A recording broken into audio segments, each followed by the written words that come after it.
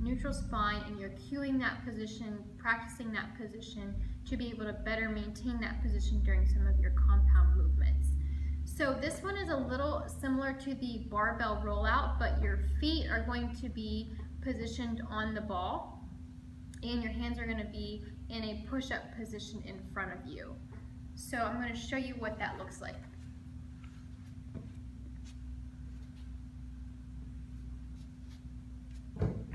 The more of your leg on the ball, the easier the exercise is going to be.